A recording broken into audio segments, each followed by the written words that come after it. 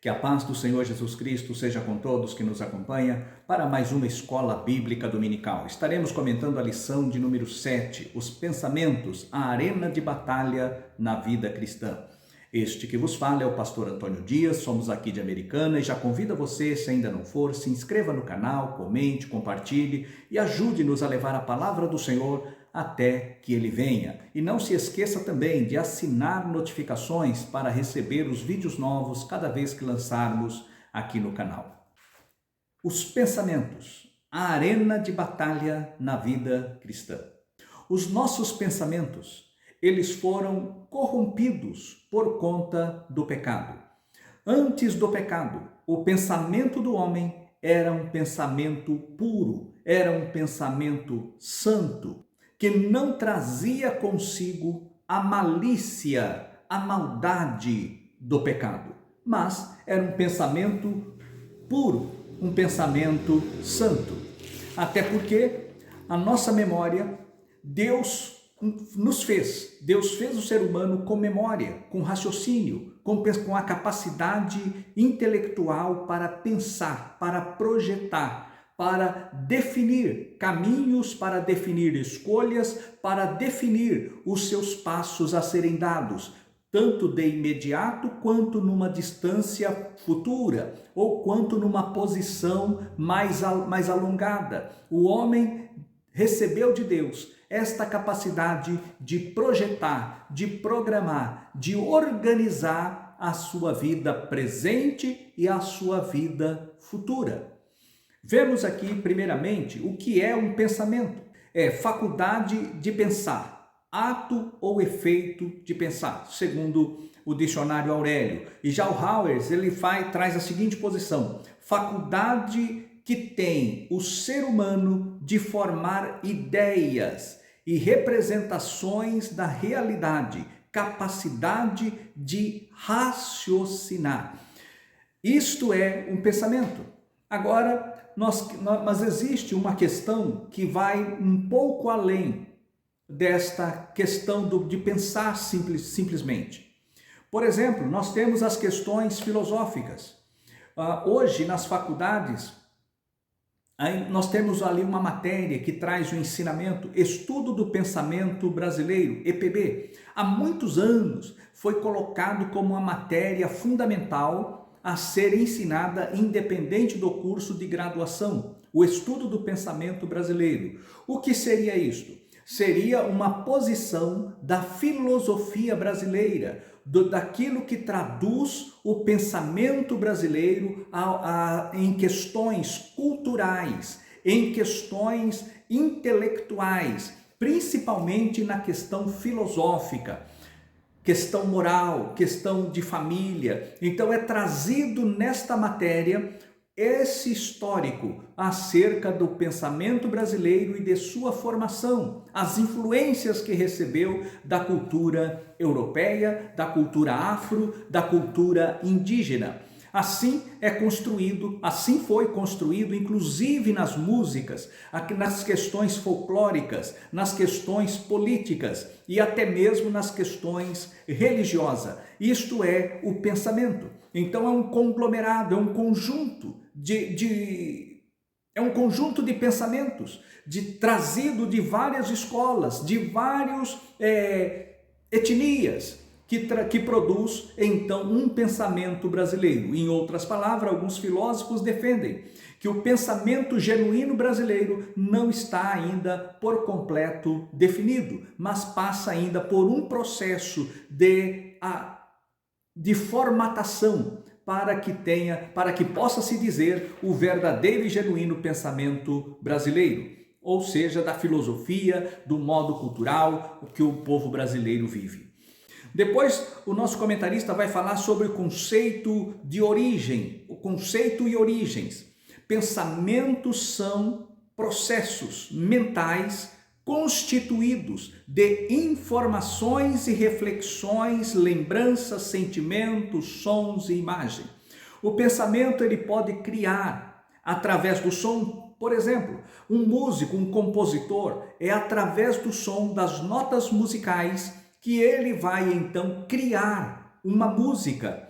E ele vai também, o escritor, ele escreve a letra e o compositor coloca a música na letra, de modo que o som produzido pelas notas musicais tem um casamento perfeito com aquela letra escrita por outra pessoa ou pelo próprio que faz a composição, para que depois tenha-se aí hinos ou músicas cantadas aí onde o povo se alegram, outros têm um sentimento diferenciado em razão da música que é composta. Temos também as características dos pensamentos. As pessoas, ela pode criar um cenário através do pensamento. Vai se construir um prédio, o arquiteto, ele vai trabalhar nos traços, na modelagem, como que aquela torre será construída. Ele vai trabalhar, fazer o desenho e mostrar como que a pessoa de fora verá aquele prédio construído, onde só tem apenas um terreno, talvez ainda nem terraplanado ainda, mas aquela pessoa, aquele projetista, aquele arquiteto, aquele engenheiro, ele já vai trabalhar dando forma a uma ideia, para que depois ela seja finalmente executada. Assim também para todas as coisas. Uma máquina, ela funciona, ou a pessoa que vai projetar uma máquina, ele primeiro desenha, ele projeta através da sua mente. Ele vai trabalhar, fazer a sua criação mental para depois materializar.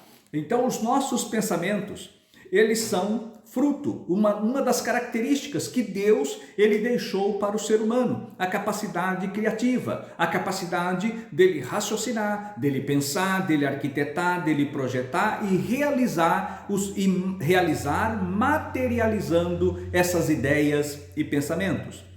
Agora, no tópico 2 da nossa lição, vai trazer o seguinte ponto: a gestão dos pensamentos, gerir pensamentos.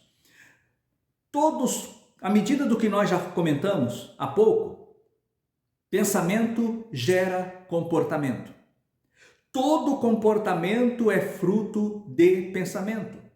As palavras que falamos, as ideias que propalamos, elas são primeiramente construídas nesta região mental. É na mente que nós construímos os discursos. É na mente que nós recebemos a inspiração para escrever um livro, para escrever um estudo bíblico. Nós trabalhamos aqui, nós recebemos aqui e depois materializamos em palavras, em letras, em frases, em apostilas, em livros, em estudos. E isto é fruto da nossa mente. Então nós temos que administrar os nossos pensamentos. E eles são administráveis para o bem ou para o mal. Nós temos que gerir esses pensamentos. Paulo, por exemplo, ele vai dizer na sua carta aos Coríntios, ele vai dizer o seguinte, que lá no capítulo, ou melhor, na segunda carta, quando ele escreve aos Coríntios, capítulo 10 e no versículo 4, ele vai dizer assim, as armas da nossa milícia não são carnais, mas sim poderosas em Deus para a destruição das fortalezas, armas espirituais. É através destas armas espirituais é que nós resistimos aos ataques de Satanás.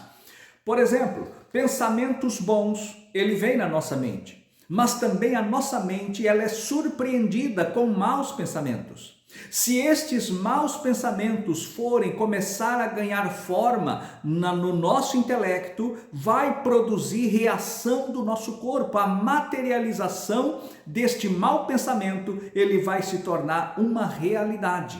E é por isso que precisamos gerir os nossos pensamentos, cuidar dos nossos pensamentos, para que eles não venham a nos levar a uma prática pecaminosa, ofendendo a nossa questão moral. O Senhor Jesus, quando ele vai falar quando os seus discípulos, eles começaram a comer umas espigas sem lavar as mãos. Os fariseus, que era um costume judaico, um costume farisaico, que deveria lavar as mãos para poder ingerir os alimentos. O Senhor Jesus, ele vai dizer assim, que o mal não é o que entra pela boca, mas o que sai da boca do homem. Porque a boca fala daquilo que o coração está cheio. Então, o que sai da boca é o que prejudica e não o que entra pela boca. Foi isso que o Senhor Jesus estava falando nesse sentido. Por quê? Porque às vezes o pecado ele é concebido no nosso interior. Como Tiago, lá no capítulo 1 da sua carta, ele vai dizer o seguinte, que havendo a concupiscência concebido, ela gera o pecado. Ela gera o pecado. A nossa concupiscência, ela gera o pecado. Agora, o pecado, uma vez consumado, ele gera a morte. Então, a concepção do pecado, ela se dá ainda no intelecto.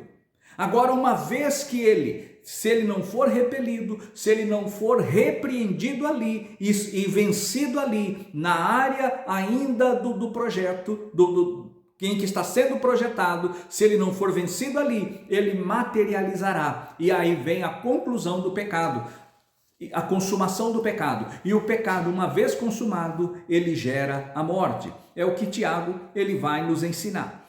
Também temos que o Senhor Jesus, ele traz vários ensinamentos acerca do comportamento humano.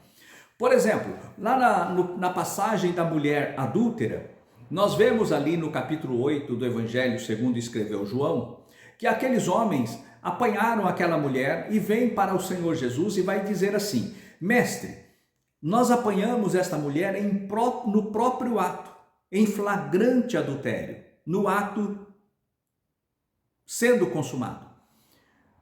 O Senhor Jesus, ele não deu resposta, a Bíblia diz que ele começou a escrever na areia. Lá em Jeremias vai dizer que os vossos pecados serão escritos na terra. E possivelmente, aqui é uma conjectura, o Senhor Jesus começou a escrever o pecado daqueles homens. Porque agora o Senhor Jesus começou a expor o que estava no interior deles. Aí o Senhor vai dizer para ele, você não responde? Aí o Senhor levanta a cabeça, eles insistindo para que o Senhor emitisse uma posição de juízo. O Senhor vai dizer a eles, aquele que estiver sem pecado, atire a primeira pedra. Porque agora o Senhor Jesus, ele respondeu com a realidade que aqueles homens viviam. Aquela mulher havia adulterado. E na justeza deles era matá-la, segundo a lei. Mas aí vem os questionamentos. Uma mulher não adultera sozinha. Onde estava o seu companheiro?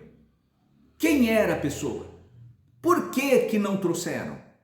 Alguma coisa estava errada. Havia uma cilada armada para o Senhor Jesus. E o Senhor Jesus fala, quem tiver sem pecado, atire. Aí eles começaram a olhar para a sua consciência e perceberam que na sua consciência havia pecados naquele ato que eles haviam cometido. Havia também outros atos praticados e inconfessos que agora a consciência trazia na sua mente. E aqueles homens então jogaram as suas pedras e não atacaram e não mataram aquela mulher como pretendiam. Mas por que estou dizendo isso? Porque o campo de batalha está nos nossos pensamentos. Os projetos, por exemplo, aquele povo, eles projetaram, fizeram uma projeção, armaram uma cilada para apanhar o Senhor Jesus nesta cilada. Eles, ao apanhar a mulher, por que não apanharam também o homem? Por que levaram a mulher a Jesus? Eles levaram, não foi por zelo da lei, não foi por respeitar o Senhor Jesus como um juiz em Israel, não foi por reconhecer a autoridade de Deus em Jesus, mas foi para condená-lo, para expor. Porém, o nosso Senhor, ele é Deus. Mesmo encarnado, ele não perdeu a sua deidade, ele não perdeu o seu discernimento que ele tinha na sua pureza. E ali o Senhor discerne perfeitamente qual era a intenção daqueles homens. E o Senhor então devolve com a mesma intensidade a astúcia que eles prepararam. O Senhor responde na raiz do problema, mostrando para eles. E nós aprendemos também, uma vez que falamos que os pensamentos é a arena de batalha, aliás, ele tem que ser gerido, nós temos que ter, como diz o nosso comentarista aqui, no tópico 2 da nossa lição, a gestão dos nossos pensamentos. Os nossos pensamentos, eles precisam ser administrados.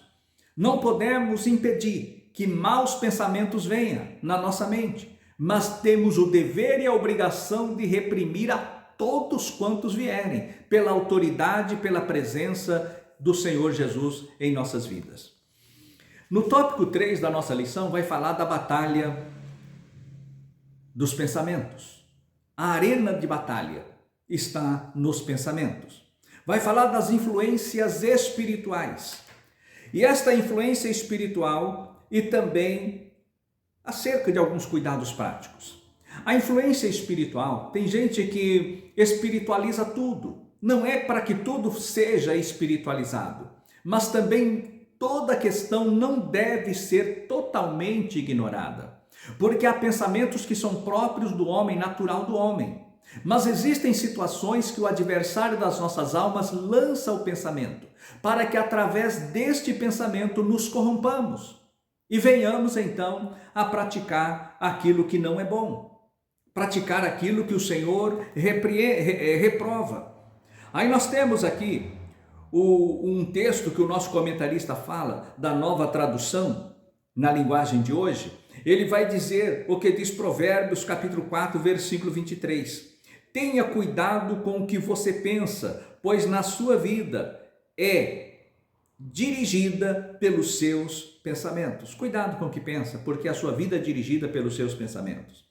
As pessoas, para receber esse impacto, nós temos ali o caso de Ananias e Safira, que eles intentaram, projetaram no pensamento fazer o que era mal, enganar a Deus de um jeito hipócrita para levar ali a oferta diante dos apóstolos, porque mentiu ao Espírito Santo. Nós temos também o caso de Enéas, quando os apóstolos desceram para Samaria, que Filipe estava pregando, havia operado maravilhas, mas ninguém era batizado com o Espírito Santo. Mas quando os apóstolos chegam, eles impondo as mãos, as pessoas recebiam o batismo no Espírito Santo e falavam em outras línguas. E agora este homem, ele chega para Pedro e fala assim: olha, eu te dou um valor aí para que eu receba também, para que as pessoas que eu impor as mãos, elas possam ser também batizadas com o Espírito Santo, achando que o poder de Deus se compra por dinheiro. Ele estava ainda na sua mente, na sua vida pregressa, naquela vida de fraude, naquela vida de embusteiro, naquela vida maligna, perversa que ele levava e enganava as pessoas. Hoje, infelizmente, nós estamos vendo o mesmo espírito operando no meio do povo. As adivinhações e não revelação, reveladura e não revelação. E temos visto muitas coisas ocorrendo no meio do povo, onde as pessoas inventam, projetam mal, projetam coisas para enganar o povo, para levar o povo a retribuírem com ofertas, para retribuírem com agendas e tantas coisas mais. Nós sabemos que esta batalha é uma batalha real e que hoje, no seio da igreja, nós temos que enfrentar dia após dia. Os pastores devem estar atentos o tempo todo, porque esses lobos estão rondando a casa dos crentes. Aqueles crentes menos esclarecidos, pessoas mais simples, acabam por se deixar levar por esses enganadores. E nós precisamos combater. Porque existe sim influência maligna, existe sim influência espiritual para levar o povo a pecar, a se afastarem da presença de Deus. E nós precisamos preservar a Igreja de Cristo, preservar de todos estes ataques, preservar a igreja. E voltando ao que diz a nossa lição, na nossa leitura em classe: tudo que for verdadeiro, justo, puro, amável, devemos nos ocupar, devemos pensar, buscar estas coisas. Não podemos impedir que um pássaro pouse sobre a nossa cabeça, mas poderemos evitar que ele faça um ninho sobre ela. Esse aqui é um jargão muito conhecido de muitos anos, que nós sabemos desta expressão, é um provérbio verdadeiro e é real, e precisamos tomar o devido cuidado. Assim nós podemos ver que a nossa mente ela precisa ser fortalecida com equilíbrio e reconhecer a soberania e dependência de Deus. Devemos reconhecer, segundo a 1 de Pedro, capítulo 5, versículos 6 e 7. Também precisamos alinhar nossos pensamentos com a verdade bíblica. Nossos pensamentos devem ser guiados com as coisas de Deus. Filipenses 4:19 faz parte aqui da nossa lição. Devemos disciplinar nossa mente com bons pensamentos. Devemos ocupar a mente com aquilo que agrada a Deus. A nossa mente ocupada com as coisas de Deus, nós teremos frutos, produziremos frutos para louvor e para a glória do nosso Senhor Jesus Cristo. A mente é um campo de batalha espiritual que exige vigilância, pureza, ações práticas para preservar a saúde mental e a saúde espiritual. Que Deus nos abençoe, que Deus nos guarde e até a próxima lição, se Deus quiser. Amém.